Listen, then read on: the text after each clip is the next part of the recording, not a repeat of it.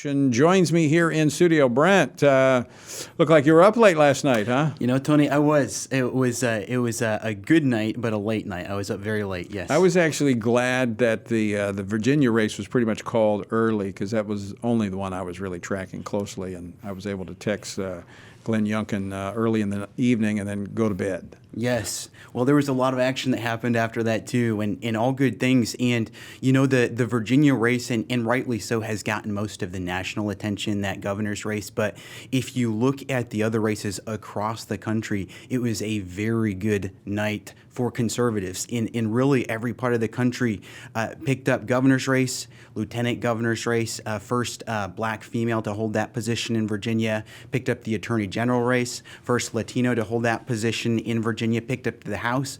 But then if you look at some of these other races, Tony, in Pennsylvania, looks like the Republicans ran the table on some of these judicial races. In Texas, they flipped a Democrat state House seat. In New Jersey, that race is extremely close for governor. That was a seat that Joe Biden won, or a state Joe Biden won by 16 points just 1 year ago. In a story that's emerging a lot today, getting a lot of press today, is in the state Senate in New Jersey, there's a Republican. He spent $153 in the primary, who is poised to unseat the Democrat state president, Senate president.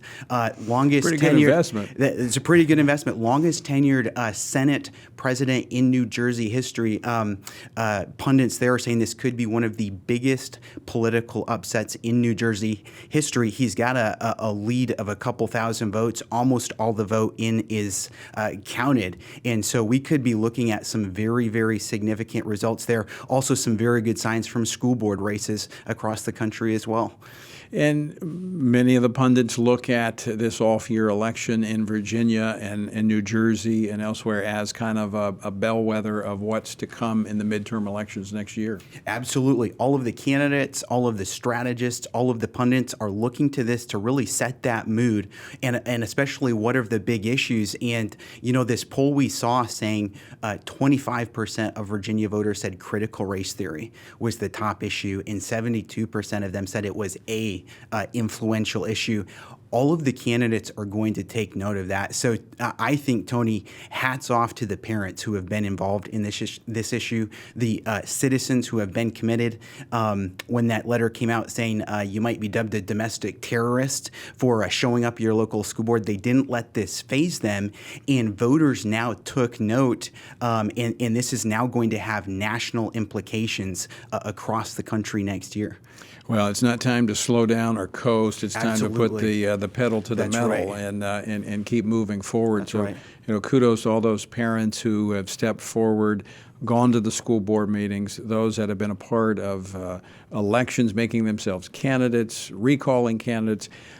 But this is just the beginning. I mean, I think we could see a turn in Congress, both in the House and the Senate, setting the stage for 2024. I totally agree, Tony. And again, looking at the national numbers, just a lot of stuff a lot of good signs for conservatives. But like you said, now is not the time to take a victory lap. Because of what happened at the ballot box, the people on the left pushing this will be forced to do one of two things next year. If we keep showing up, they'll have to give up the CRT issue or lose heavily at the ballot box next year. Brent, we're out of time. Great to see you. Good to see you too, Good Tony. work Thanks. for FRC Action. We'll talk more later about